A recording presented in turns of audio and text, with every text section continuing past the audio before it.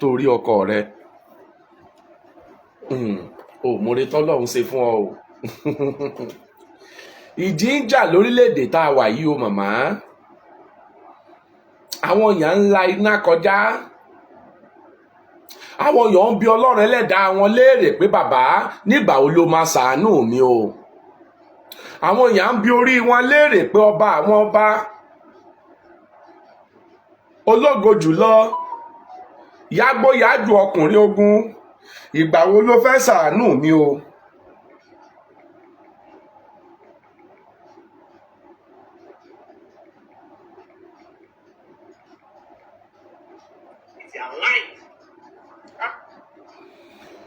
ibo ló fi sí gan.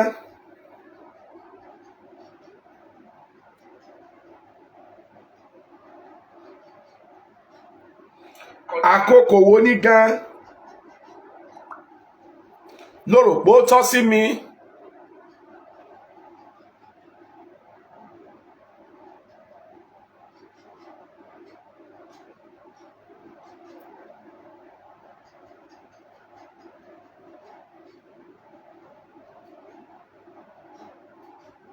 Guys, I've never seen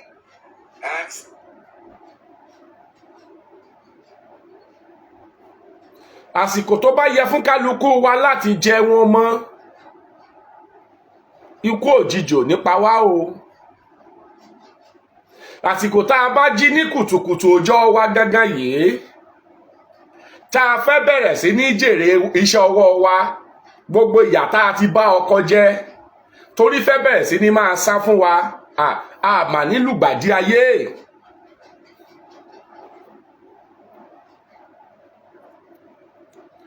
Mami Àjùmọ̀bí ò kọ tàánú ẹni abáránṣí ni níṣe ni lóore igi àbáfẹ̀yìntì ó má lè jẹ́ igi ẹ̀gún o kó má sì yé kálukú wa bá a sì faratì í. èèyàn á máa faratì igi ẹ̀gún tígi ọ̀hún ò sì ní gún bó o bá ti mọ̀ wá ara rẹ o. torí àwọn èèyàn kan wà igi ẹ̀gún ni wọ́n jẹ́ sí ọ.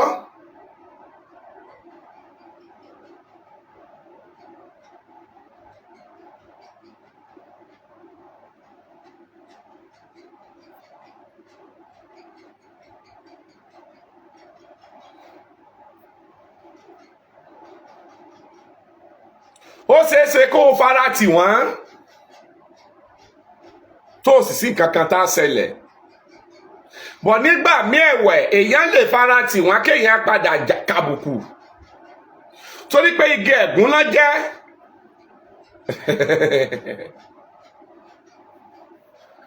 ọmọ ìyá rẹ tó ń sáré lé lórí pé kó jẹ́ èèyàn láyé má gbàgbé pé ọmọ ìyá rẹ yìí gan-an lè jẹ́ lédè lẹ́yìn rẹ o. ó lè jóun gangan lò jẹ́ kí ilé ayé rọrùn fún ọ láti gbé. bẹ́ẹ̀dá bá wà nílé ayé yìí bó o bá ti ní ọlọ́run bẹ́ẹ̀dá bá wà nílé ayé yìí bó o bá ti fọlọ́run ṣáájú ní gbogbo nǹkan tó fẹ́ ṣe láyé kòròfo lásán lólítọ̀hún. bí òkú gan bá kú ká tó gbé sínú kòtò á fìbà fún ọlọ́run ọba adẹ́dá ọba tó dá wá sílé ayé á fìbà fún o dípòdípò pé à ń kọrin àfẹ́ kó lọ kò wùn wá. ṣùgbọ́n nítorí pé a ti kọ́ wípé lọ́jọ́ yìí ká o ìránṣẹ́ yìí máa jáde kúrò láyé dandan ni ká bu ọlá fún ọlọ́run rẹ̀ dandan ni ká bu yìí fún ọlọ́run rẹ̀. ikú ò wá nípa ọ ní rèwerèwe o àsìkò tó wà yìí ò ní kú kó òjijì. ìyà tó jẹ lẹ́kọ̀ọ́ ìyà tó lágbára jọjọ orí rẹ lọ ní ikú ò ti gbọdọ̀ pa ọ́ lásìkò yìí. ohun tójú rẹ rí láwọn àkókò tó fi gbé nílùú Èkó yìí ikú kan ò tí ì gbọdọ̀ pa ọ́. o ní láti jèrè sọ́wọ́ rẹ ìyà tó jẹ náà tó. gbogbo eré tá à ń sá sọ́tún tá à ń sá sósì pé kó lè dáa ó jèrè sọ́wọ́ rẹ o. ikú kan èèpẹ̀tà lójú ràn o ò ní bọ́jọ́ ọlọ́jọ́ lọ o sì ní kúkú òjijì o ò ní kúkú ọ̀wọ̀wọ̀. ayé lè máa kẹ́gàn rẹ lóòótọ́ ènìyàn lè máa sọ̀rọ̀ òdì sí ọ wọ́n tiẹ̀ lè ló ti tán fún ọ pé kò lè sọ́nà àbáyọ fún ọ, irọ́ ni wọ́n ń pa. ohun èèyàn lè yí kèé so wọn lọ́rùn fún ọ. àwọn èèyàn lè rò ọ́ pé lóòótọ́ kọ́ rò pé ṣebí aṣọ jáńpépé kan ní máa ń wọ̀. arákùnrin tí wọ́n pè ń Sakiki ọ̀hún kò láṣọ gidi, sẹ́ẹ̀ láṣọ gidi lọ́rùn rẹ̀ rí ni. èèyàn ló kẹ́gàn rẹ o kèé sọ lọ́rùn o. ènìyàn ló rò ọ́ pé tó rò pé ò lè jẹ́ ènìyàn mọ́. màmá tí ọkàn yín bá balẹ̀ tẹ́ ẹ bá nígbàgbọ́ nínú Ọlọ́run, èmi àti ìjọ máa tàn án, a sì máa tọ̀ ọ́ níbi tẹ́ ẹ ti máa bá fìtílà lórí omi tá sì máa jóná tómi ò ní lè paná. bó bá jẹ́ àjẹ́ ni bó bá pera wọn ní arógbá aṣọ má kanlẹ̀, wọ́n rọ aṣọ òun lójú wa tó kanlẹ̀ o. bọ́bá lẹ́lẹ́yẹ làwọn àwọn ń fò ní òru ọ̀gànjọ́, wọ́n mọ̀nà fò ní ọ̀sán gangan. torí Sakiki iná rèé o, ọ̀dọ́mọdé aláwàdà tí gbogbo ìmọ̀ káàkiri orígun mẹ́rin àgbáláyé. mo dá ń tán ni mo ṣe máa ń sọ pé ọ̀rọ̀ kọ̀rọ̀ láti gbé nínú mi jo ohun ejò lè gbé fàyàfà. ọmọ bíbí ìlú Ondo State ni mí o, ṣùgbọ́n wọ́n bí mi sí ìlú kan, ìlú ńlá, ìlú tá a jẹ́ òkè ń bẹ̀ ní ọ̀sán gangan tó so ohunkóhun tẹ́nikẹ́ni lè ṣe sí i. kábíyèsí Ọlọ́run ọba tó ní dédé lọ́ọ̀dọ̀, ọba tí ń gbọ́ ohùn àwọn àyànfẹ́ rẹ̀, ọba tí pa wá mọ́. má jọ dẹ́rù bà ọ́ o. bẹ́ẹ̀ dá bá ti lọ́lọ́run ó lóhun gbogbo. ìjọ tó o bá ti ṣetán láti jẹ́ wòlíì ara rẹ lè máa tirẹ̀ lè tó jọ rẹ̀. ọjọ́ tó o bá ti ṣetán pé níbi tí mo bá dé yìí o, mo fẹ́ jẹ́ wòlíì ara mi. ṣòwò lò tí ì ná ni, ọṣẹ lò tí ì wẹ̀, ẹbọ lò tí ì gbé, èmi ò tí ì mọ èyí tán ni kò ṣe ń bẹ̀ tó ò tí ì ṣe. ó bá wọn lọ agijù 16, ó bá wọn lòpin ayé, kò sóhun tó ò ṣe. síbẹ̀síbẹ̀ náà nǹkan kan ò torí rẹ̀ ṣẹlẹ̀. màmá ìjọ tó o bá ti ṣetán láti jẹ́ wòlíì ara rẹ gẹ́gẹ́ bí ọmọ ẹlẹ́gbẹ́ omi, tó mọ̀ pé ìrìnàjò tí ẹ̀dá tí mo jẹ́ yìí ó ọmọ ẹlẹ́gbẹ́ omi ni mí, jẹ́ wòlíì ara rẹ. má mà nígbàgbọ́ nínú èmi tí mò ń bá ọ sọ̀rọ̀ yìí, torí o máa dé ìkórìtà kan bọ́ bá níta náà jẹ́ Sakiki ń sáà ẹ mú mọ́ ń gbà kan. torí òye tó ń gbé nínú rẹ yìí, ohun tó ń gbé nínú ẹ̀yẹ ẹ̀ṣọ́ tẹ̀ṣọ́ jẹ, ìmọ̀ ìjìnlẹ̀ tó bá mi òkè fún ọ tó lórí ayé, ìdájọ́ bá mi òkè dá ọ, ó yẹ kí wọ́n gan máa gbàlejò kó máa dá àwọn èèyàn lóhùn, kí wọ́n gan máa ronú pé báwo ni ayé àwọn èèyàn ṣe máa dáa. torí ò lè máa ronú báyé àwọn èèyàn ṣe máa dáa kó máa ráyè wọ fàṣáàsì o. slippers yìí ti wà lẹ́sẹ̀ mi. gbogbo àwọn tí wọ́n wá sí Àkútè láti gbogbo last month, nígbà páàmù ya wa tí wọ́n rà wá fún wa ní December, àwọ̀ páàmù ọ̀hún àwọ̀ ayé rẹ̀ bàjẹ́ wọ April ni. láti April kan tẹ máa bá lẹ́sẹ̀ mi lélẹ́yìí. mo lọ Ìkẹjà nǹkan tí mo wọ̀ lọ rè, gbogbo ibi tí mo ti ń lọ láti last month èmi àti slippers ẹsẹ̀ ní ìlà àjọ lọ. o lè máa ronú báyé èèyàn ṣe máa da kó wá ráyè pé òun kó bàtà kan sẹ́sẹ̀, òun ṣe kinní kan, òun ṣe gbà ń sáwò. nígbà tá a lọ sọ́fà ní jòmù ní ọjọ́ Saturday, nígbà tí máa bọ́lẹ̀ nínú mọ́tò ni mo ṣẹ̀ṣẹ̀ wọ trainers. bá a ṣe kúrò lọ́fà ní jòmù yẹn náà ń bọ́ trainers dání, ìyàwó slippers ni. o lè máa ronú màmá, o tí ì dojú rẹ̀ ni, kò tí ì dojú àmì lòun ráyè wọ sọ aṣọ bó ló ti kàn án. nígbà tí lágbájá bá ń pè ọ́, ìyàwó mi ń rọ bí Sakiki kí ni ká ṣe. táwọn tó wà lóòtẹ́ ń pè ọ́, Sakiki gbà ó lẹ̀ ń bọ̀ wá dá wa lóhùn. tẹ́ni tó ń lọ sódò bóyá ṣẹ̀ṣẹ̀ ń dé tí odò ní 7:30 tílẹ̀ ti pa, tó sì jẹ́ ìwà tẹnitẹ lọ sódò nìkan lẹ́jọ́ wà ń bẹ̀, tó sì yàn kan pẹ̀lú rẹ̀ tó ń du ẹlẹ́dàá àyà rẹ̀ káwọn kidnapper má tiẹ̀ kọ́kọ́ gbé ọ. òun ronú kidnapper, bẹ́ẹ̀ náà ló ń ronú àwọn ìyá wa ẹlẹ́yẹ, kí pẹ́pẹ́yẹ má tún wá lé ọ kúrò lódò lẹ́lẹ́kẹ̀. ṣé bẹ́ẹ̀ ló ti máa ronú pé òun wọṣọ àbó òun wọ bàtà. èmi náà fẹ́ kí wọn náà taste adùn yìí kó o bá lè rí bó ṣe rí. kò sí fàájì kan bí o a ṣiṣẹ́ kú bá aago ni. ṣùgbọ́n bó o ṣe ń ṣe é, àánú á máa fọhùn fún ẹ. ó lè má ti ṣẹlẹ̀ lẹ́sẹ̀kẹsẹ̀ tó o bá bẹ̀rẹ̀. kò sẹ́ni tó ń bẹ̀rẹ̀ iṣẹ́ ìránṣẹ́ tí máa ń rọrùn fún o. má wádìí iṣẹ́ ìránṣẹ́ kó rò pé wàláì èmi ni ti ní tòótọ́. different pé o fẹ́ jẹ́ wòlíì ara rẹ, pé o fẹ́ fúnra lára rẹ máa túnra rẹ láyé ṣe, o fẹ́ fúnra rẹ máa gba mẹ́sẹ̀gì ètò ayé rẹ.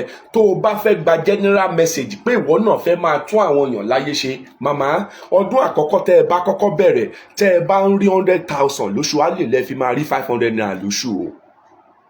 ẹ lọ bí gbogbo àwọn tí wọ́n jẹ́ pásítọ̀, bóyá Ọlọ́run ló pè yẹn, bóyá ìwọ ló pera rẹ, who cares? Kó o tó gba ìpè yẹn, tó o bá ń rí 500,000 lóṣù, á lè ló fi máa rí 1,000, ó tó sì jèkútélé ṣọ́ọ̀ṣì lọ.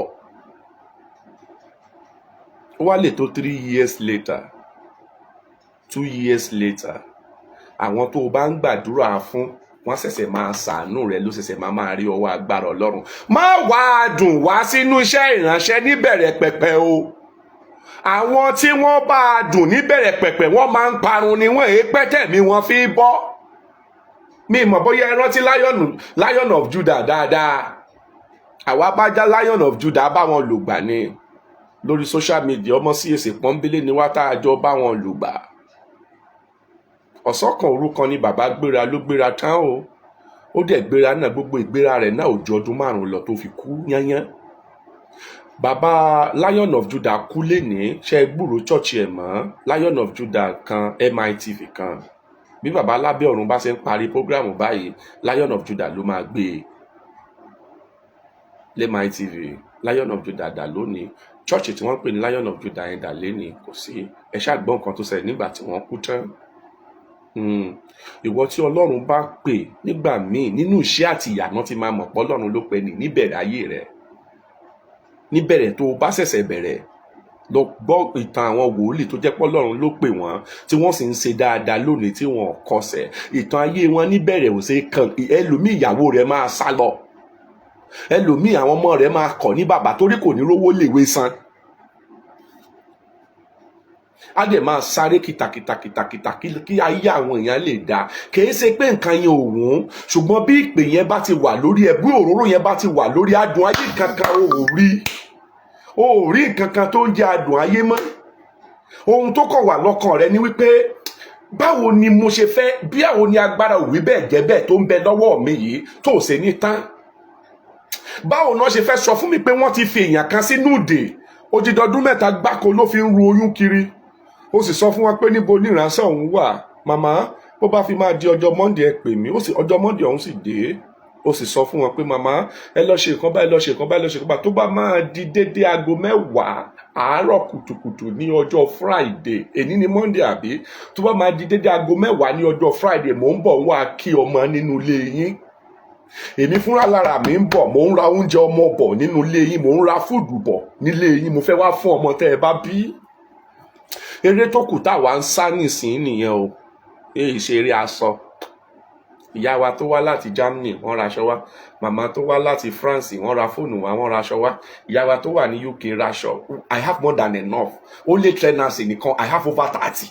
I have never used my money buy anyone. Slippers dẹ̀ ló wà lẹ́sẹ̀ mi tí mo rà. Nígbà tán ra páàmù wá, páàmù ẹyọ kan náà rà wá àbí? Ọjọ́ kẹta èèyàn kan ra ibà 6, ṣé 6 pm ni? Mo kó 2 fún àbúrò mi ń bẹ, 4 wà lọ́wọ́ mi. Ó kàn wà. Torí ìpè yẹn ò ní jẹ́ orí, kìí ṣe adùn ayé ló ń rò mọ́. Kìí ṣe aṣọ tó o fẹ́ wọ̀ sọ́rùn ló ń rò mọ́. Kìí ṣe oúnjẹ tó o fẹ́ jẹ, o ò bá wọn rò mọ́. Kìí ṣe oúnjẹ mọ́. Ráìsì tá a gbà ní December, mo ṣẹ̀ṣẹ̀ rò pé tí n bá dé nílé ní alẹ́ kí n sọ fún ìyá ẹ̀ kó gbé ráìsì yẹn kó pin fáwọn èèyàn. Torí ráìsì tá a ti gbà láti December ó ti máa bàjẹ́, kó má kàn kíìpù ẹ̀ sínú ilé kó sáà lè jẹ tán. Kìí ṣe oúnjẹ mọ́, kìí ṣe aṣọ, kìí ṣe bàtà láàárọ̀ sá eré rẹ̀ mọ́. Eré nǹkan tá à ń sá nísìn ní eré òwí bẹ́ẹ̀ jẹ́ bẹ́ẹ̀. Òun ni mo ṣe máa ń bẹ̀ yín pé ẹjọ́ ẹ jẹ́ kájọ máa ṣàwọn ọmọ aláìní ìyá lóore. Kọ́kọ́rọ́ yẹn wà lọ́dọ̀ wọn. Kọ́kọ́rọ́ òwí bẹ́ẹ̀ jẹ́ bẹ́ẹ̀ yẹn kọ́ ló di oyún mọ̀yàn nínú fòdìdọ́ kójú ọdún 10 náà fi di oyún yẹn. Bí Ọlọ́run bá fẹ́ ṣàánú rẹ nípa ẹ̀sán ọmọ aláìní ìyá yẹn, ó nídìí láti já ewé láti já egbò. Kàn sọ táìmù tó máa gbé ọmọ wá kí ẹ ló bá tán. Àkókò ni wọ́n nílò, àkókò ni wọ́n ń bá ṣiṣẹ́. Tó bá máa di dédé aago 10 láàárọ̀ ọ̀la, ẹ gbé ọmọ wá kí mi ló bá tán. Ó dídì ìlú ìbá kú kò kà ọ́. Ohun tó kàn ọ́ ni pé kán gbé ọmọ wá kí ọ, ọ̀hún sì máa fàṣẹ sí i. Eré àṣẹ òun ló kù tá à ń sá káàkiri. Torí bó bá jẹ́ tọfà, èmi àti yẹn ti di kọ́sítọ́mà. Èmi àti yẹn ti di kọ́sítọ́mà. Tó bá jẹ́ ìrìnàjò àjẹ́ ni àwọn yẹn látìgbà tí bàbá mi ti bí mi, ọwọ́ àjẹ́ náà bí èmi sí, ọwọ́ wọn lèmi dàgbà sí. Tọrọ àjẹ́ ìṣe kankan tẹ́ jọ mí lójú, mi ríro. ọwọ́ wọn ni mo dàgbà sí, torí ọjọ́ tán bí mi sáyé gangan àjẹ́ wà ní ojúmalẹ̀ bàbá tèmi láwájú ayélálà tó sì ń kà lọ́jọ́ tán bí èmi gan sáyé. Wọ́n dẹ̀ ṣe ń kà títí náà tí mo fi dàgbà tó ti pàwà náà tó kúrò lábúlé arapá àjẹ́ ṣe ń kà. So ìyẹn níhù lọ́dọ̀ tàwa mọ́, à ń ríro pé àjẹ́ kan wà ń bí kan là ń rí. Gbogbo ni mo máa ń sọ bàbá tó bí mi lọ́mọ oníṣẹ́ méjì tó ń ṣe, ayélálà rẹ̀ àjẹ́ ló mú. Òjúbà èmi ń ríro lọ́dọ̀ tèmi. Ohun tí mo ń bá yín bẹ Ọlọ́run lé lórí tó jẹ́ nǹkan tèmi ń béèrè fún níbi tá a bá dé, tí mo sì ń bẹ Ọlọ́run pé kí Ọlọ́run fún ẹ lórí ọ̀fẹ́, òun ní agbára òwí bẹ́ẹ̀ jẹ́ bẹ́ẹ̀. Ó nídìí máa yọra rẹ lẹ́nu láti máa rí vision fáwọn èèyàn. Kí n tiẹ̀ pẹ̀lú vision? Oníṣòro àbí kí nìkan? Ọjà yín ò tà, màmá ẹ lọ ṣe nǹkan báyìí, lọ ṣe nǹkan báyìí o. Tó bá máa di ní ọjọ́, tó bá máa di on the 20 of next month, ẹ pè mí, mo fẹ́ mọ bí ọjà ṣe ń lọ nínú ṣọ́ọ̀bù yín. Ìyá sì dénú ṣọ́ọ̀bù ní àwọn èrò ń bò ó bìbà. Òun gan rò pé ẹ̀rù gan wá ń bá òun nígbà tó rí pressure tí àwọn èèyàn fi ń wá.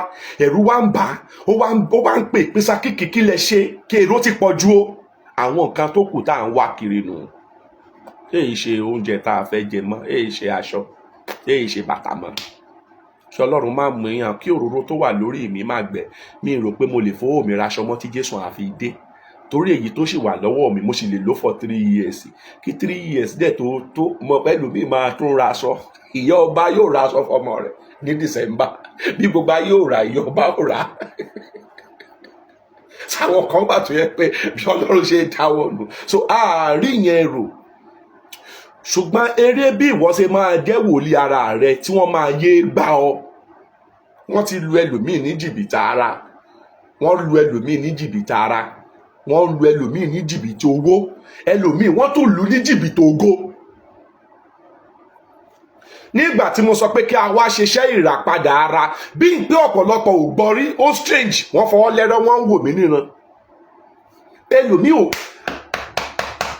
flesh yìí a máa kọ oore fúnra lára rẹ̀, á reject oore. Á reject oore. Bọ́dì tá à ń gbé kiri yìí, òun fúnra lára rẹ̀ máa ń kú. Ó mọ̀ pé ó máa ń kú àbí? Kí n máa notice pé nígbà míì ara rẹ̀ ò ní dédé jí. Ọkùnrin ìbá tẹ̀ láti January wọ December, ara rẹ̀ ò ní gbé fúkẹ́. Yìí máa ń ṣẹlẹ̀ sọ́kùnrin, máa ń ṣẹlẹ̀ sóbìnrin. Obìnrin míì ó ti romance ọkọ ẹ̀, romance ilé ayé ti ṣú, tó dára yẹn ti kú. Flesh tẹ́ ẹ máa ń wò yìí á máa kọ oore fúnra lára rẹ̀. Bí ṣe máa ń ṣẹlẹ̀ sí ẹranko ní máa ń ṣẹlẹ̀ sí ènìyàn. Tó jẹ́ wípé àwọn ẹranko kan wà tó jẹ́ pé bí ejò, wọ́n á rí pé ara wọn yìí ti dógbó, kò attract oore mọ́, ó jẹ́ kí ebi pa wọ́n, wọ́n wá bó ìfọ́ yẹn, àwọ̀ àtijọ́ yẹn wọ́n á bó kúrò. Aláǹgbá náà á máa bó àwọ̀ àtijọ́ rẹ̀ kúrò. Ìwọ ló mọ̀ pé òun bófọ, ara rẹ ni òbó tán ni. Máa wo àtẹ́lẹsẹ̀ rẹ lọ́dọọdún, máa wo ẹgbẹ́ ẹsẹ̀ rẹ lọ́dọọdún, máa wo àtẹ́lẹwọ́ rẹ lọ́dọọdún. Ara yẹn á kàn máa rí jẹ́ torí fúnra lára rẹ̀ ni. Kí ló sì máa ń fà á jù lọ́pọ̀ gbà? Mo sọ fún àwọn ọṣẹ tán máa ń gbé fún wa yìí. Ọṣẹ míì ẹ̀yà ara èèyàn lè wà nínú kan. Torí ẹ̀ mo sọ pé iṣẹ́ kan máa parí, iṣẹ́ kan máa fi ránṣẹ́ sí wa is not advisable. Nǹkan tí wọ́n fi ṣe iṣẹ́ yẹn ò mọ̀. Àwọn nǹkan míì, ọṣẹ míì wà tí wọ́n gbé ránṣẹ́ fún ọ. Despite the fact pé ọṣẹ yẹn ò ní ṣiṣẹ́, ẹ̀yà ara èèyàn lè wà ńbẹ̀ tí wọ́n fi parí ọṣẹ yẹn. And you don't know, wọ́n kàn gbé wá fún wọn ni kí wọ́n máa wẹ̀. Ó dẹ̀ wẹ̀ ọṣẹ òun wẹ̀wẹ̀wẹ̀ náà kò tún ṣiṣẹ́, á tún wá dá ẹtì sí ọ lára. Ọṣẹ yẹn ò ṣiṣẹ́, á tún wá dá ẹtì sí ẹ lára. Ní ìwọ tó jẹ́ pé nígbà ibi tó máa ti kọ́kọ́ mọ̀ pé nǹkan kan ti ṣàgọ́ ara rẹ o. Ní ìgbà tó o sì pé sámsám, bó o bá ń lọ títì, bó ti jẹ́ pé ìdí rẹ ò fi bẹ́ẹ̀ tóbi náà, ayé á sì máa appreciate ìdí ẹ bó ṣe rí portable ọ̀hún. Wọ́n máa kí ẹ ṣẹ́jú ni. Wà máa lọ títí ẹlòmíì máa páàkì mọ́tò tí ẹlẹ́gbẹ̀ẹ́ pẹ̀lú sister how are you, pẹ̀lú oyún nínú wọn tó tò sí ẹ, o tún lóyún sínú, oyún tẹ̀ ìṣòyún oṣù 7, wọ́n tún máa páàkì tí ẹlẹ́gbẹ̀ẹ́. Ṣùgbọ́n nígbà tí àgọ́ ara yẹn bá kú tó ń fún gángan ò rẹ́dì láti fọ òre, wàláhì kó o wọ jàkáàdì kò sẹ́ni tá a rí ọ, bó o wọ ọ̀gánsà kò sẹ́ni tá a rí ọ. Nobody appreciate you anymore. They don't appreciate your body structure. Because body yẹn gan fúnra lára rẹ̀ ò fọ ohun ògo. Kí ló bí iṣẹ́ àbìlù? Kí ló bí iṣẹ́ àwẹ̀nù? These are the questions tó yẹ ká máa bira wa. Àwọn nǹkan kan wà tó yẹ pé ó lè strange sí ìwọ. Ẹ mọ ìdí tí Yorùbá ṣe níṣẹ́ àbìlù. Ẹ mọ ìdí tí Yorùbá tí wọ́n ṣe níṣẹ́ àwẹ̀nù. Nígbà tí àgọ́ ara bá ti kú tí ò gba oore mọ́, òun ló bí iṣẹ́ àwẹ̀nù. Iṣẹ́ àbìlù, nǹkan tó bí iṣẹ́ àbìlù pé àbìlù ó dàbí àṣàsí, ó dàbí èdì tá a rán sí ènìyàn láti cover ayé ẹnìyẹn kó má bàa rí oore.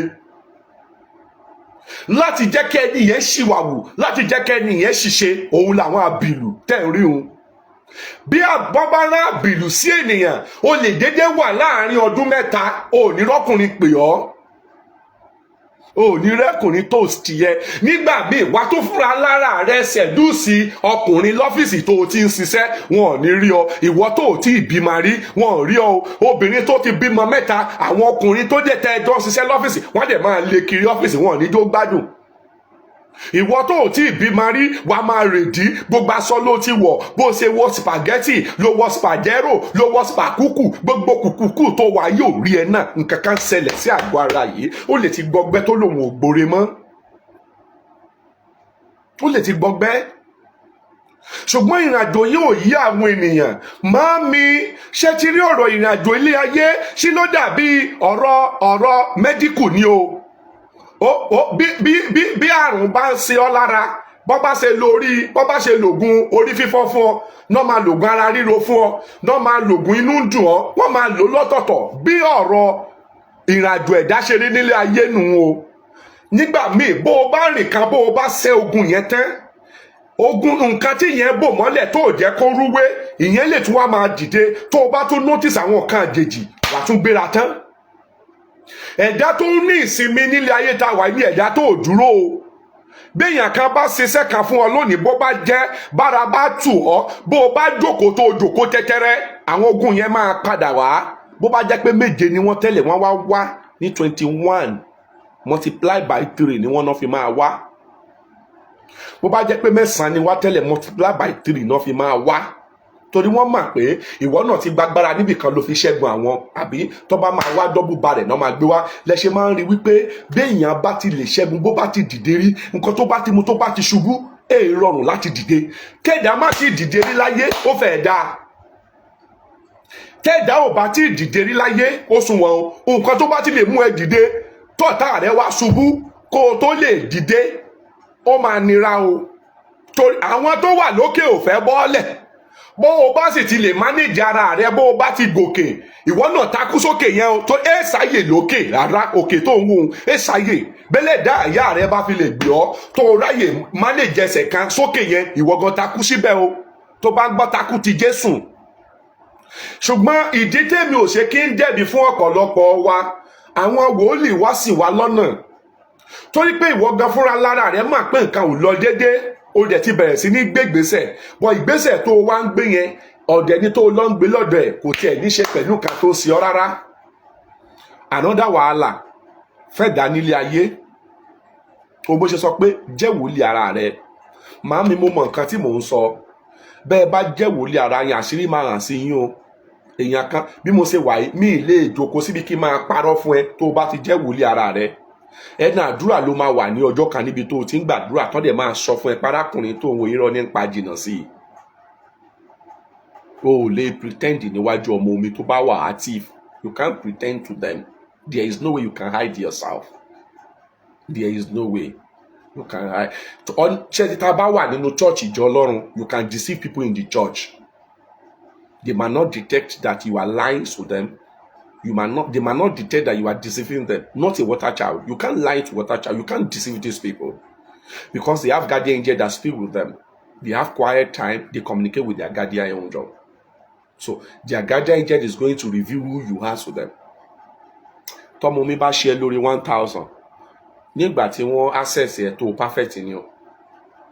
Tó bá jẹ́ wòlíì tí ọmọ mi tó bá fi lè sọ pé akíní yìí o, mo fún ẹ. Ìsídà kó jẹ́ pé o perfect, àbí kó jẹ́ pé kábíyèsí Ọlọ́run. Ok, ẹ jẹ́ kí n fún yín ní àṣírí. Ọmọ mi máa mú fóònù ẹ̀, ó fẹ́ transfer owó nìyẹn o. Ẹ̀mí yẹn á dẹ̀ wá bá pé ṣó mọ̀ pé iṣẹ́ tó fẹ́ transfer owó fún, ṣó mọ̀ pé iṣẹ́ yẹn ò ní jẹ́. á dẹ̀ máa dáhùn pé mo mọ̀ yes.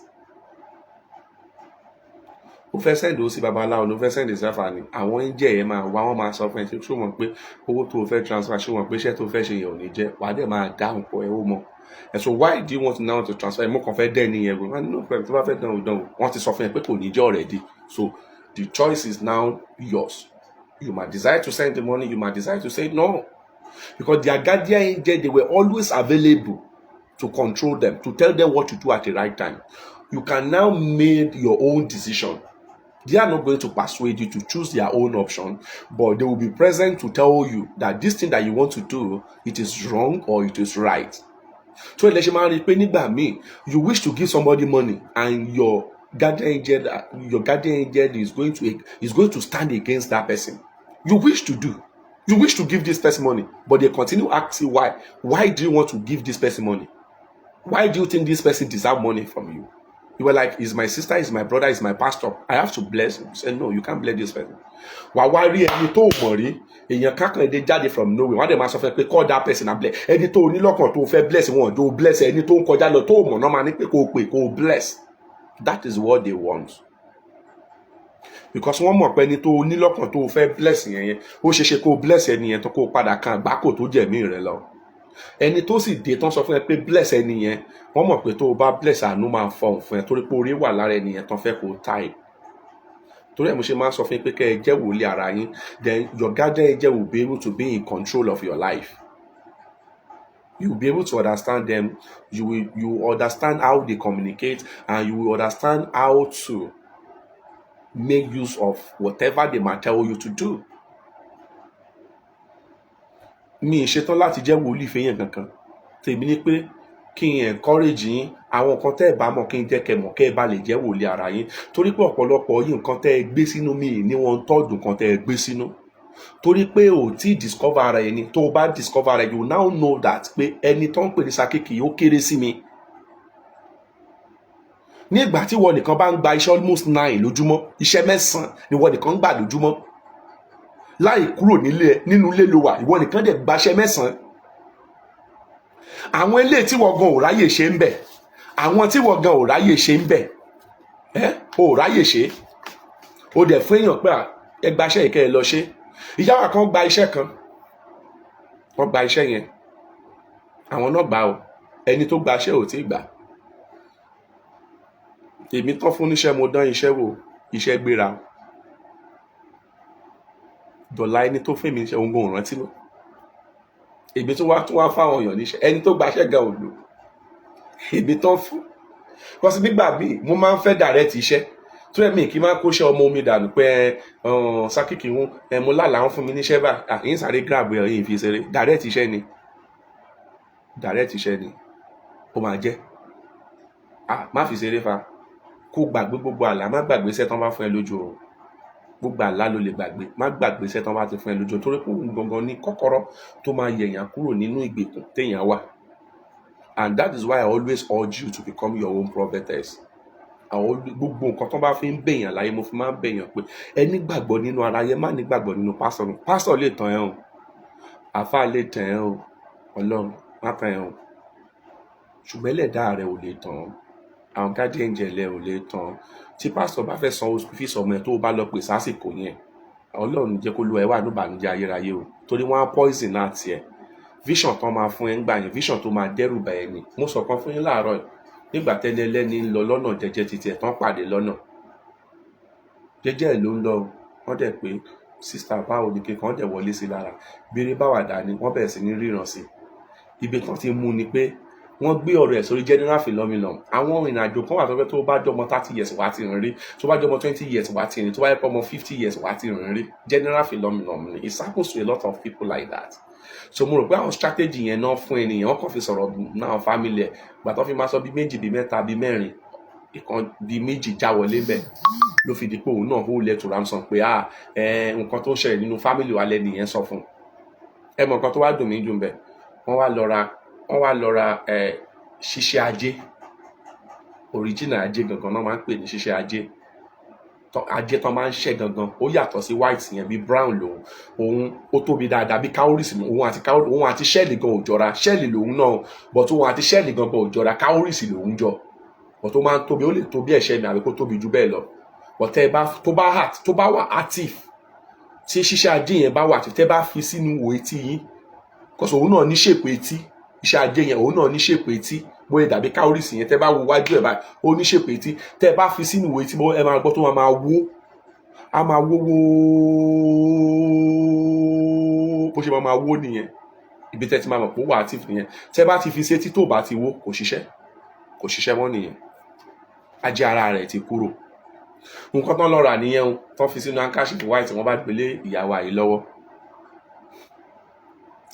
ìgbà tó máa di ìgbà díẹ̀ sásìkò tán fún ni kí náà bá ní ìyá rẹ̀ yọ sáwọn lójú oorun pé ìyá rẹ̀ sọ pé kó ta gbogbo nǹkan tó bá ti ní pé gbogbo nǹkan tó bá ti ní láyé lọ́run pé kó ta kókó rẹ̀ wá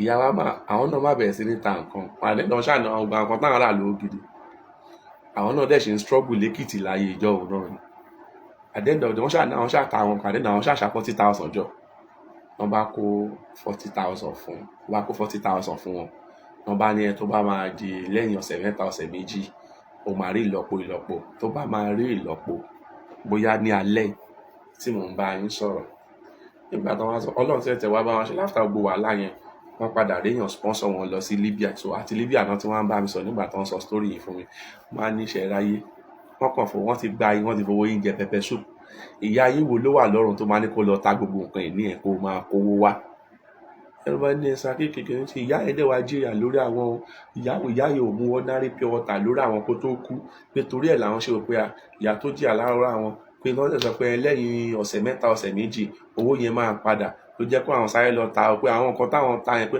àwọn nǹkan míì àwọn rà ní 50,000 àwọn padà ta ní 5,000 àwọn nǹkan míì àwọn rà ní 200,000 àwọn padà ta ní 15,000 ló ga o bóyá pẹpẹ súpù wọ́n lọ fowó tẹ̀yí jẹ́ sí tán mú mọ́ọ̀tì lé lórí ó dẹ̀ jẹ́ góbẹ́gì remi súwẹ́ẹ̀tì ránmu sórí ẹ̀ so torí mo ṣe máa sọ fún pé ẹ máa wà extremely careful fún ẹ̀yin tó yẹ pé ẹ máa lọ lọ́nà àfáà máa dá yín dúró lọ́nà pásítọ̀ máa dá yín dúró lọ́nà babaláwo máa dá yín dúró lọ́nà máa lọ́nlọ rẹ o béèyàn kan bá dá ẹ dúró sọ fún pé òun kánjú òun lọ́bì kan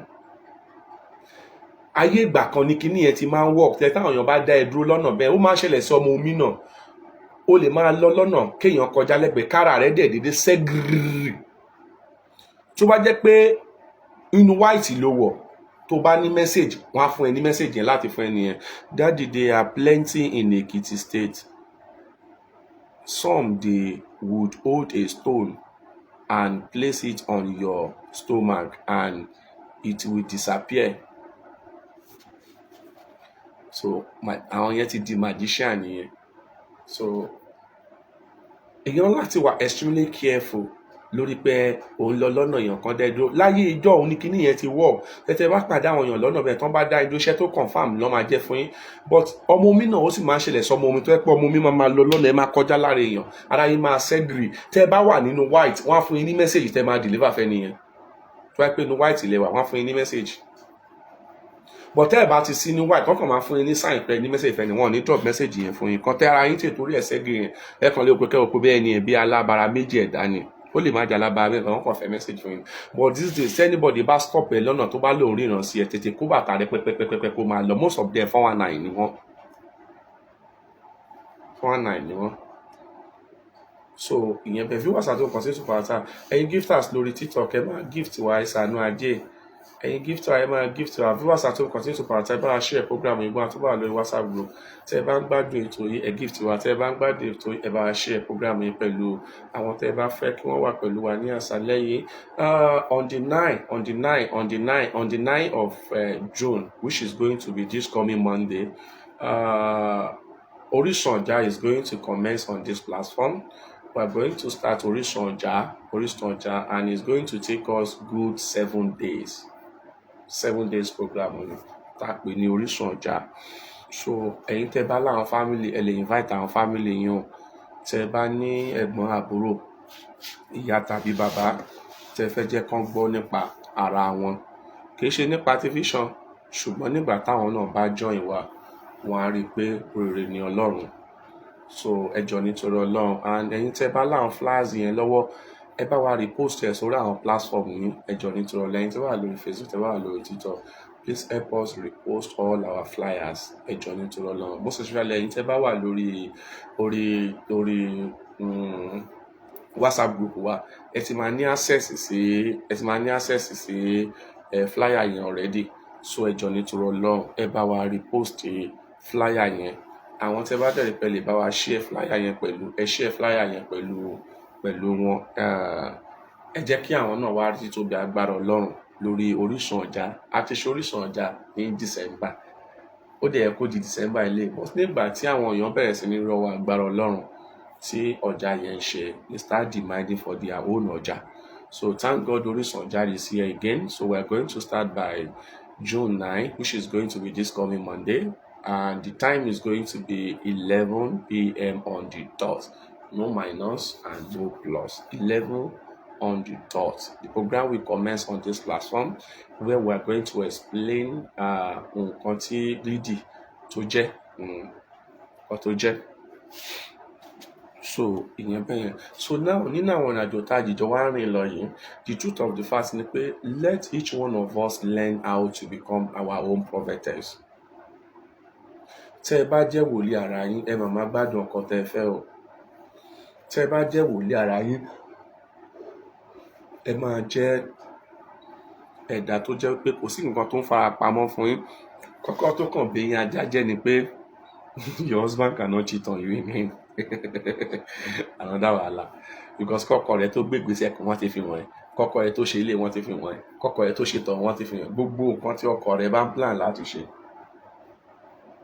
gbogbo ẹ̀ náà máa fi máa wọ̀n yín lẹ́yọ kọ̀ọ̀kan. So ní ọ̀pọ̀ ìgbà àwọn nǹkan yìí wà tó jẹ́ pé ọkùnrin ò ní lè fi pamọ́ fún yín, tó jẹ́ pé gbogbo ẹ̀ kedere báyìí ló máa rí níwájú ọmọ ẹlẹgbẹ́ omi. So àwọn yẹn jẹ́ àwọn nǹkan tèmi ń bẹ Ọlọ́run lé lórí níbi pé ẹ jẹ́ ká jẹ́ wòlíì ara wa, kí àwa fúnra wa lè máa tọ́, kí àwa lè máa mọ àwọn nǹkan tá a fẹ́ ṣe ní lójú ọ̀nà yìí. And mo máa ń sọ fún àwọn èèyàn, prayer is the key. Never try to joke with power of prayer, and pray wisely. Àwọn àdúrà tẹ́fẹ́ tí èèyàn bá ń ṣe, ó máa láwọn iṣẹ́ wòlíì nínú, ó máa ń fast ju ká kàn jókòó ká gbàdúrà lọ. So ẹ jọ̀ọ́ nítorí Ọlọ́run, ẹ lọ sáwọn YouTube channel wa, àwọn videos tá a ti ṣe during the Orísun Ọjà, during the Abiyẹmọ Tòótọ́, ẹ wo àwọn iṣẹ́ wòlíì tó wà ńbẹ̀, kẹ́ fi máa gbàdúrà ní gbogbo ìgbà. Mo nígbàgbọ́ pé ọ̀run máa gbàdúrà gbogbo wa, àní dàrún. Gbogbo tá a bá sì ń béèrè lọ́wọ́ Ọlọ́run, ọ̀run á bẹ̀rẹ̀ sí ní ṣe fún wa ní ìrọ̀rùn. So ìyẹn jẹ́ àwọn nǹkan tí mo ní kí n bá yín sọ ní alẹ́ yìí. Ben Kọ́láwọlé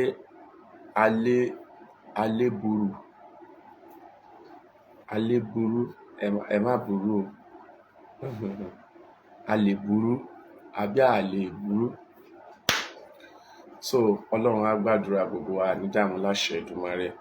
So àwọn program yẹn máa commence ní on the 9th of June tá fi máa bẹ̀rẹ̀ tó yẹn. So nǹkan tí program alẹ́ yìí ṣe ń dálé lórí ni pé ẹ jẹ́ ká jẹ́ wòlíì ara wa.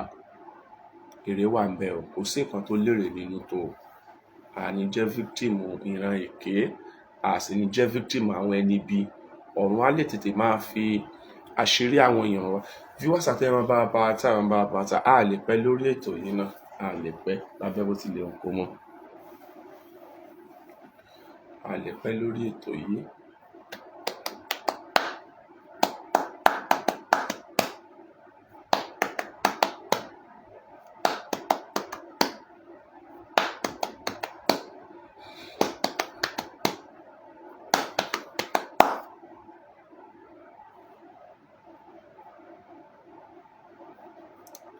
Ajasa Olayiwole, thanks for joining us, my dear brother. God bless you, sir. God bless you, sir. God bless you, sir. You will not lack in Jesus' name. Akili network jẹ́ kára àwọn èèyàn gbé wọlé o, torí mi ní lọ́kàn láti pẹ́ lórí program mi rárá. Ìdùnnú mi ló máa jẹ́ kí á tètè rí àwọn èèyàn gbé wọlé, so máa lè round up program yìí. This coming Saturday, by special grace of God, is going to be another day for us to visit orphanage home. This coming Saturday is the first Saturday of June, and fún ẹ̀yin tẹ́tí wà mí pẹ̀lú wa ti pé àbí ẹ ṣẹ̀ṣẹ̀ join wa for the first time, a máa ń lọ sí orphanage home twice in a month. La máa ń lọ sí orphanage home wa, so a máa lọ this coming Saturday. So àná mo ṣẹ̀ṣẹ̀ bẹ̀rẹ̀ sí ní àbí àárọ̀ iná mo dẹ̀ bẹ̀rẹ̀ sí ní announce ẹ̀ lórí social media bí ìrìnàjò wa ṣe máa rí ní ọjọ́ Saturday. So mo dẹ̀ nígbàgbọ́ nínú Ọlọ́run pé Ọlọ́run máa gbé aláàánú dìde sí wa. Good morning, sir. I've been trying your WhatsApp. I need to talk to you, sir. May I ask a question? Yes, go ahead and ask your question. Mọ́mí Adéjọkẹ́ Ẹniọlá, orí WhatsApp yẹn ẹni bínú ni o, mẹ́sẹ̀gì tó wà ń bẹ̀ pọ̀, but mo try lénìí. Time tó jù tí mo lò lénìí orí WhatsApp ni mo ti lò. Time tó jù tí mo lò àbí lánàá dẹ̀ láti wà ní another day náà lánàá. Time tó jù orí WhatsApp ni mo ti lò. So most of àwọn àtọ́n send message lánàá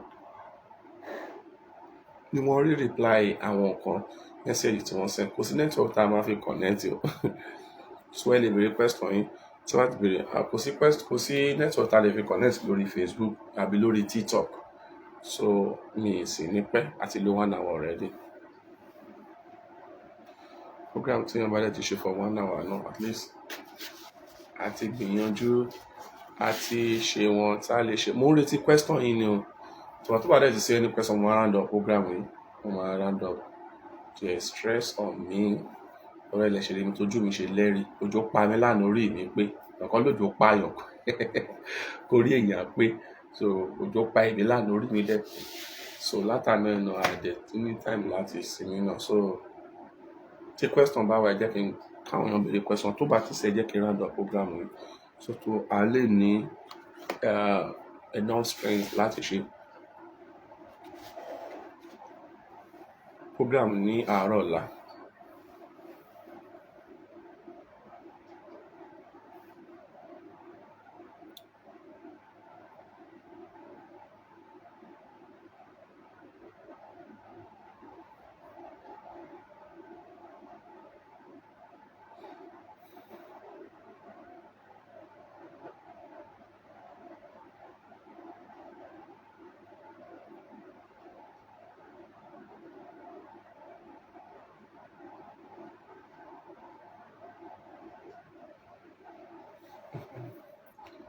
Question tí why would an ọmọ ẹlẹ́gbẹ́ omi be so full of anger towards a man and even moved out of the house? Ìyẹn ò ṣe ọ̀rọ̀ tó dìbò lẹ́bẹ̀rẹ̀ yẹn o, pé ọmọ mi full of anger or full of themselves. Anyway, ọmọ mi ò kí ń dédé full of themselves like that. Wọ́n ń dédé ṣe bẹ́ẹ̀. Tẹ́ bá ti ọmọ mi títí láyé bá ti sú tí kò lè bí ẹ àwọn nǹkan yẹn mọ́, ìgbà ilẹ̀ máa rí tán máa ń rí àti bẹ́yẹn. Ẹ̀yin náà lọ́wọ́ gbà tẹ́ ṣẹ̀ṣẹ̀ bẹ̀rẹ̀ sí ní date tẹ́ ṣẹ̀ ń ṣára yín ní dọ́gìn tí dọ́gìn yẹn ṣe make sense. Ẹ lè rí nǹkan bẹ́ẹ̀ nínú ayé wọn. But tẹ́ bá ti wá frustrate ayé ẹ̀ ju bó ṣe yẹ lọ, ọ̀rọ̀ ọmọ mi dàbí ejò ni. Tó bá ti lé ejò títí tó ń faradà, tó bá tó stage kó máa tàn padà, ọ̀rẹ́ tó bá fẹ́ jẹ́ ọ̀ ló máa pa mí pa tẹ́lẹ̀ pé náà dẹ̀ ní máa pa ẹja amújà yẹn jà. So that is water child for you. Wọn kì í dédé hùwà yẹn àyàfi tó bá jẹ́ wípé ẹ ti láyé ti sú, ẹ ti ká ògiri kó mọ̀ nǹkan tó fẹ́ ṣe. So she have to fight back. So nǹkan tí mo kàn lè sọ fún yín nìyẹn, because ẹ̀mí ìbínú yẹn ti ìran wọn ni, kò sí nǹkan tẹ́ ẹ lè ṣe sí o.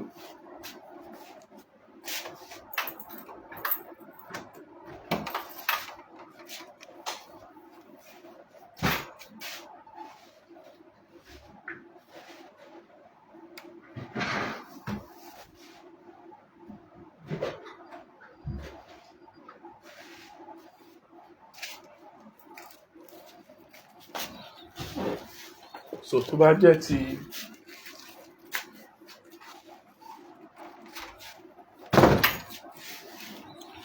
bá jẹ́ ti ìbínú yẹn lẹ̀ ń sọ,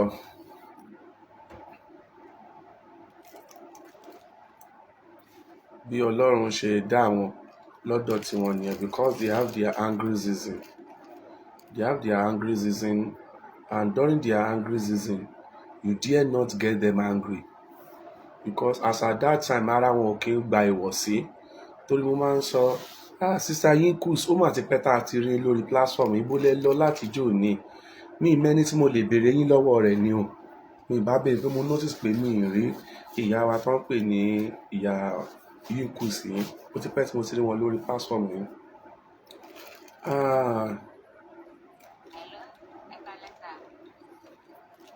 Màámi ṣàlàáfíà lẹ́wà.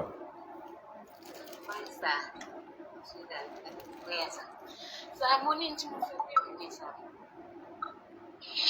Mo ní ṣé ìyá àtọmọ wọn ti ó lè lọ́jọ́ sí connection lọ́dọ̀ níjọ́ kan náà. Kí lẹ sọ mọ́? Mo ní ṣé ìyá àtọmọ lè lọ sí òdu láti lọ sí connection. Lágbára Ọlọ́run, wọ́n lè lọ. Ẹ ṣe gẹ́gẹ́ sá tí mo lè bẹ̀rẹ̀. Why? Àwọn ọ̀rọ̀ tá a ti ṣe program yìí sẹ́yìn o. Why would ọmọ ẹlẹ́gbẹ́ omi bought a land and hide it from her man? Yeah. Now, up till now, she refused to show the land, location and title, but keep promising for months. Yes, because for her to tell you there is going to be a stagger night, there's going to be delay. 99% of water child, they were not allowed to tell anybody their plan. But her own mistake, she will have called you to tell you, sir, this is who I am. Oh. If I want to do anything, once I open my mouth to tell anybody that this is what I want to do, I will not be able to achieve it.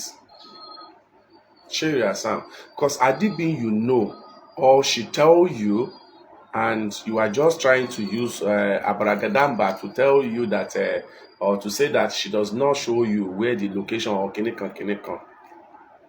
But 99% of water child, they were not allowed to tell anybody their plans, except they execute the plan,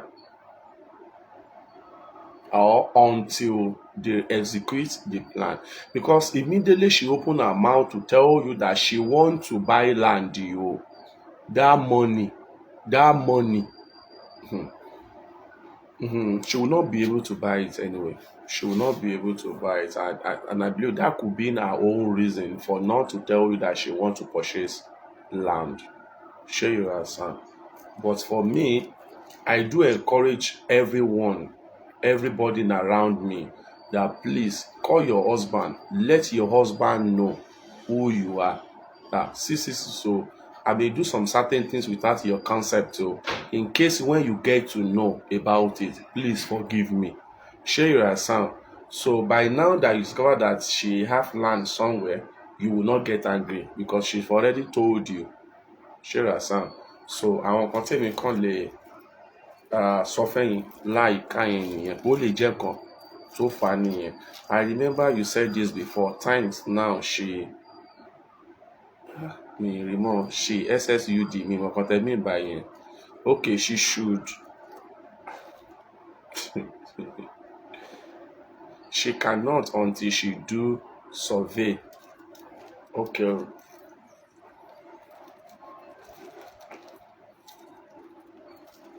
But to me, that could be her own reason for not to tell you that she wants to buy the land. So please exercise patience with her and don't let your mind go there at all. Just you as a man, I know it's not advisable or it's encourageable. It's not encouraging for your wife to buy anything without your consent. But at times, when some certain things like this happen, you just have to bear with that. just like me èmi náà máa ń ṣe o mi ì lè tàn yín o. If you ask my wife, she does not know a lot about me, because once I tell her, I will not be able to do it. So ó kàn máa get to know later ni pé mo ṣe àwọn nǹkan kan, kò dẹ̀ ní complain because ó ti mọ̀ pé bí ìwà ẹni yìí ṣe rí nìyẹn, kó máa ṣe nǹkan kò ní sọ. Because there's no any reason fún mi tí mo ṣe máa sọ fún ẹ pé mo fẹ́ ṣe nǹkan tí mo lè pé tí bá ti sọ kíní yẹn ò ní ṣe é ṣe. She's not my problem o. She is not my own problem. The problem is from me. My own destiny does not accept that.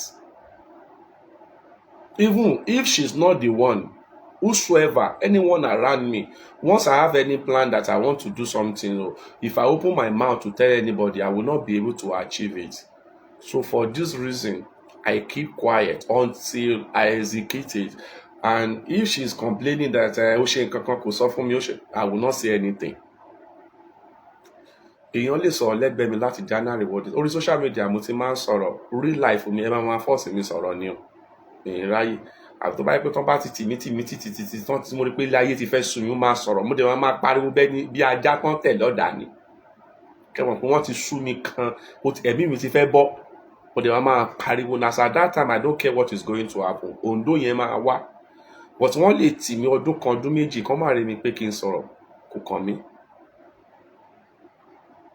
So bí kálukú ṣe máa ń manage ilé ẹ̀ ọ̀tọ̀ọ̀tọ̀ ni mo máa ń sọ fáwọn èèyàn ìwọ àti ìyàwó ẹ̀ lè ní anything kan tẹ́ ń fà don't because ìwọ àti ìyàwó ẹ̀ ń jà o ò repo sínú generator ìwọ àti ìyàwó ẹ̀ ń jà o ò fowó oúnjẹ lẹ̀ ìwọ àti ìyàwó ẹ̀ ń jà àwọn kan tí wọ́n benefit ó stop ẹ̀ kíní ẹ̀ máa ń jẹ́ kí Ọlọ́run tètè bínú sí ọkùnrin gbogbo nǹkan ìbáwò kí wà tìyàwó ẹ máa fà láyé gbogbo nǹkan tó bá ti jẹ́ benefit wọn you have to do it. You are not doing it because you are full, but you are doing it for your children not to inherit bad attitude from you. That is first thing.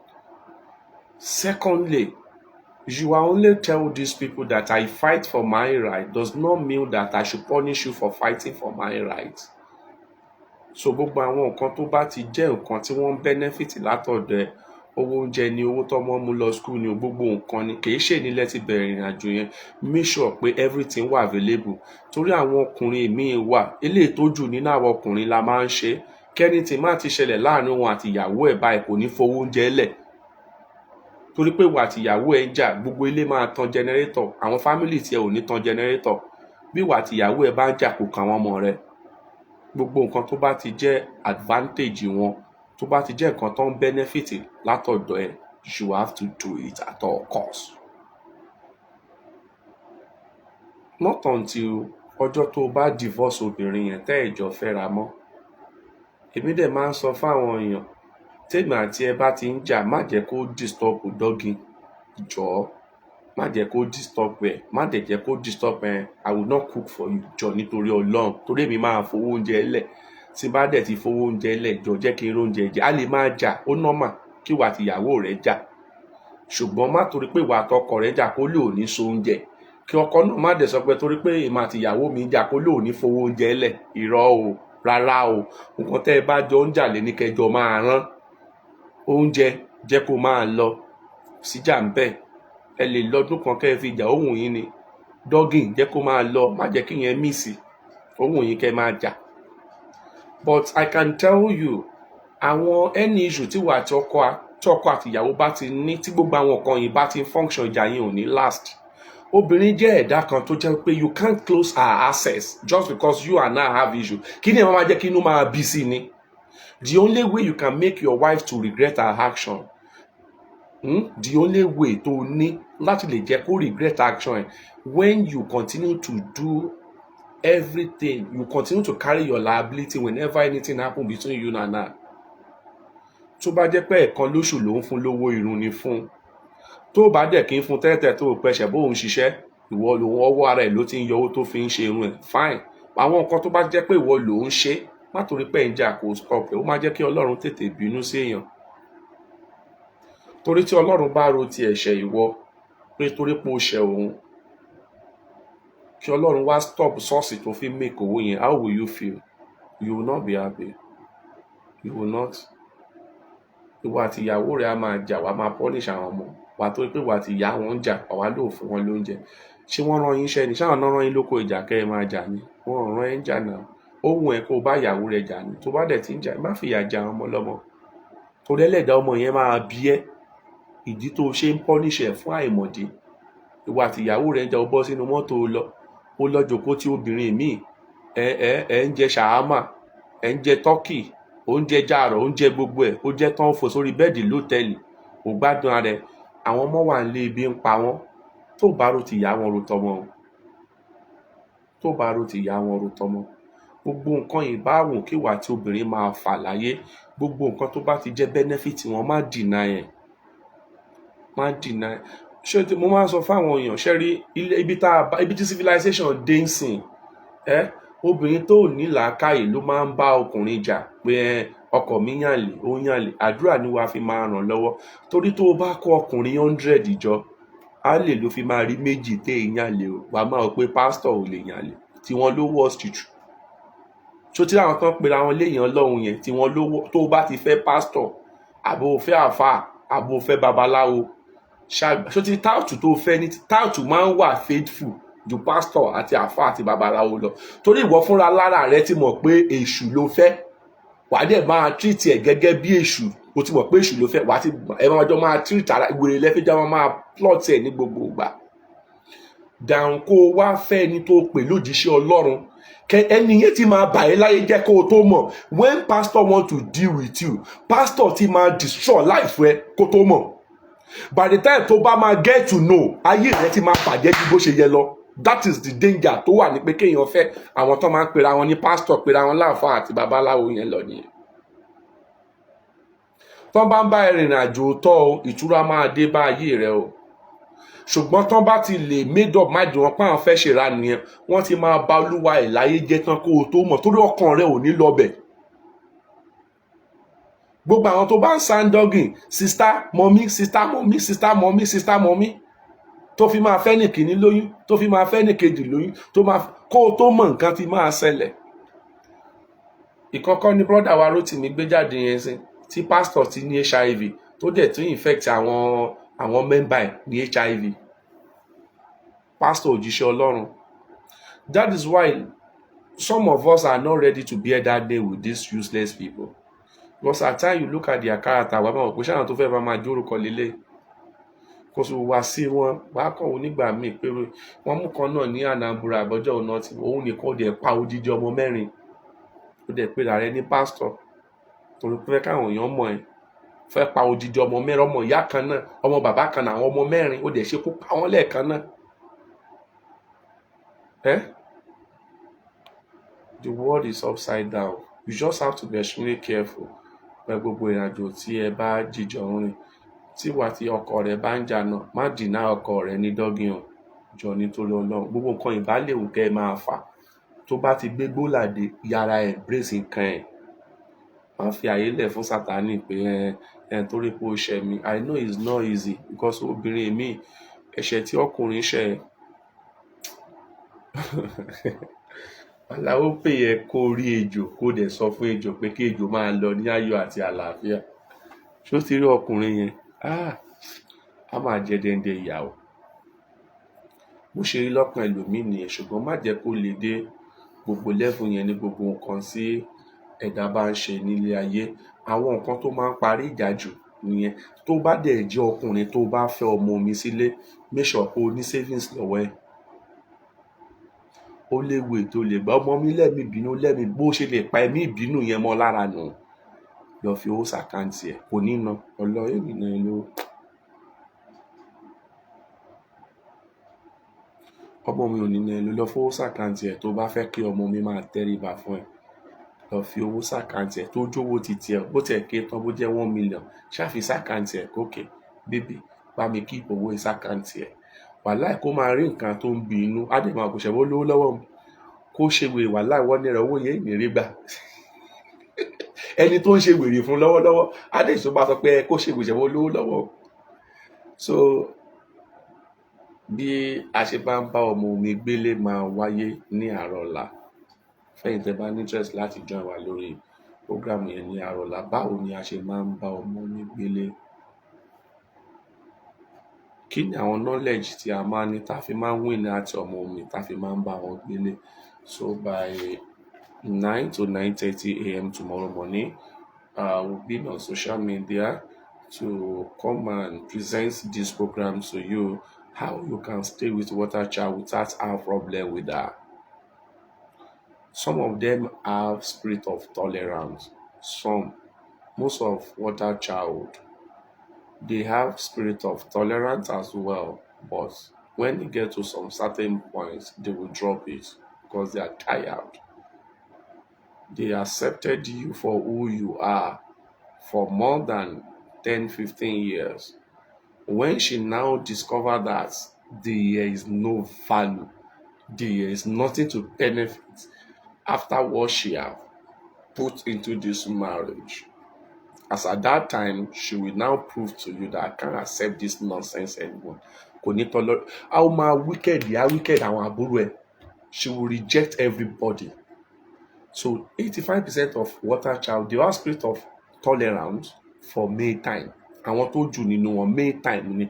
Tó ọmọ mi bá accept ẹ for who you are today, fúngbà díẹ̀ ni o, dẹ̀ máa manage line tẹ́ ẹjọ́ wà yẹn. Má tọ̀ o.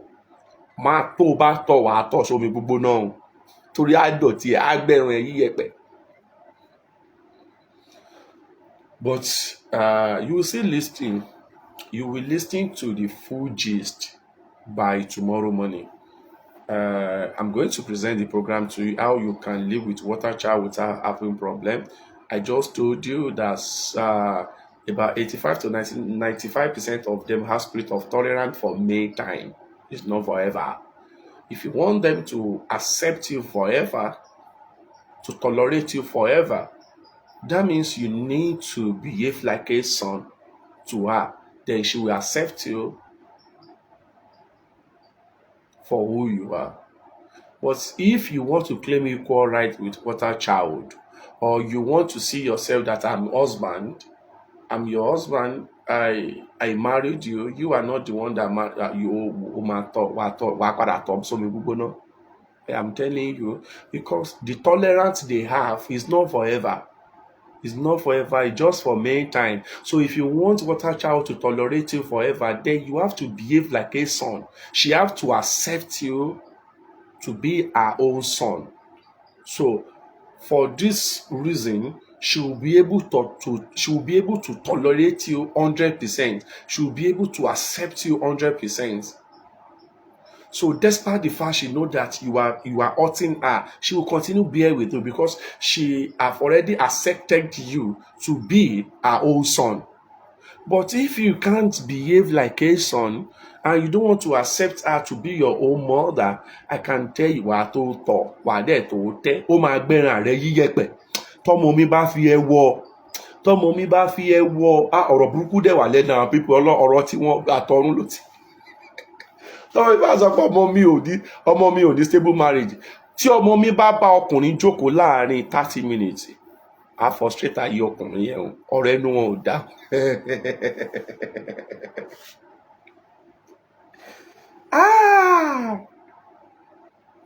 Ọmọ mi ti jẹ gbájú lọ́wọ́ ọkọ ẹ̀, torí kóhun àtọkọ má ti sọ̀rọ̀ 10 minutes báyìí, ọ̀rọ̀ yẹn òun tó bá ti sọ̀rọ̀ yẹn tán, àwa jókòó àwọn pé bó lọ̀rọ̀ yìí ti wá, àwọn ọ̀rọ̀ hẹrìmọ̀ ọ̀rọ̀ tó lè dẹ́rù bàyàn. So by tomorrow morning, mo máa present program yẹn fún yẹn, jẹ́ kí n round up. So tó bá máa di lọ́la, I will explain more full detail and full analysis will surely come on this platform between 9:30 and 9 a.m. tomorrow morning. So I will come online to come and explain how you can live with water child without any problem with them. I will tell you everything. Nínú ìwà tọ́mọ mi tún ní leléyìí, tó o bá fẹ́ fún ní kan má promise ẹ̀. If you know that you don't have this thing to give to her or to him as a water child, don't promise her.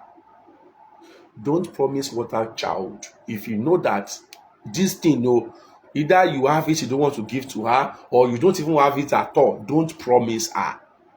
Even if she's trying to force herself on your neck, continue Continue repeating yourself time without number that, my dear sister, I don't have this thing that you are asking me. Because once you accept it that I'm going to do this, she will owe you ransom to it. And our guardian angel is going to fight when you refuse to do it. Most especially if you are husbands to her. So if you marry water child, if you don't have these things to give to her, don't promise her. They are not going to persuade you. That is who they are. They don't persuade anybody to help them. They will never force you to do anything for them. But at the same time, don't promise and compromise them. Once you promise, make sure you fulfill it. But you promise today, at the end of the day, or finally, you now compromise her. You go connect with Oto because they hate people compromise them. They hate it. The highest thing water child hates in their life is disappointment. They hate disappointment. They will never tolerate it with you. They will never accept it with you when you disappoint them. So if you don't have to give to them, they will never persuade you to do that. Continue to say it, I don't have it. They will not fight you. But if you promise and you compromise them, you will connect with Oto. Ìjọ tó bá máa fi ẹ́ wọ̀, á fi ẹ́ wọ̀ bí ẹyin ìhóró rẹ bó ṣe kéré tó ló ṣe máa fi ẹ́. Ojú dẹ̀ máa tì ọ́ nígbà tán bá máa sọ sáìsì òkò rẹ nígboro ayé tó tẹ̀ ní ràn tó tẹ̀ tá tún máa pàtẹ ó lé ẹ lórí. Tá máa dó, tá máa jẹsẹ̀, tá máa jù ìdí fún ọ. Ọmọ mi. So tomorrow morning I will come with full analysis. I will explain better to you for you to know how you can live with water child without have problem with them. Yes, you can live with them without have problem with them. You can. You can. It is possible. But she's not going to persuade you to do anything for her. But despite the fact she does not persuade you to do anything for her, don't promise if you don't have. Don't promise if you don't have. Because once you compromise them, they will surely get angry with you. And once she gets angry with you, our guardian angel will surely switch to action. And once our guardian angel switch to action, they are going to flog you. You will pay for being an evil element to her. You will pay for being an evil element to her. You will pay. So thank you so much, my dear mother and father at home. Please do not forget this coming Saturday, by special grace of God, we are visiting Orphanage Home. We still have clothes and we have clothes and we have toy. So what we don't have now is trainers or standard àwọn bàtà only but we have clothes and we have toys. We still have enough toys and we still have enough clothes to share with children in Orphanage Home. So whatever you can buy to support us, if you can buy Indomie, spaghetti, rice, bobo, kinikon. So if these are the things that you can buy from your own urge, I will surely appreciate it. There's no amount of money to work too small. Láti bless wa, láti support the platform yìí, àbí láti ṣe fún àwọn ọmọ tí wọ́n wà ní Orphanage Home yìí, ẹ jọ̀ọ́ nítorí Ọlọ́run. Mo fi tóbi Ọlọ́run bẹ̀, má jẹ́ kó dàbí ilé ìta ṣe ní last Saturday tó pa wá bẹ́ẹ̀. So last week Saturday yẹn wà very tough for me, very tough. But I give thanks to God ṣàpé later àṣà achieve little than àṣà lọ bó ṣe yẹ pé àwọn Orphanage Home sọ pé cash làwọn need, pé àwọn ò need the provision. Ọba mo ṣe fẹ́ explain fún yín pé gbogbo tẹ fún mi àrà provision cash là fún Orphanage Home yẹn. Wàláì tó bá dánrú dáadáa ẹ wò pẹ̀lú ọmọ mi wá tó bá fún ẹ ní 5 naira nínú ogún ẹ Jésù ló dé. So wọ́n máa ń fẹ́ pé nǹkan tẹ́ bá ti jọ agree lé lórí, do it for them. Even if you later discover that this is not best option, but just because they accept this option, you have to carry out that option. So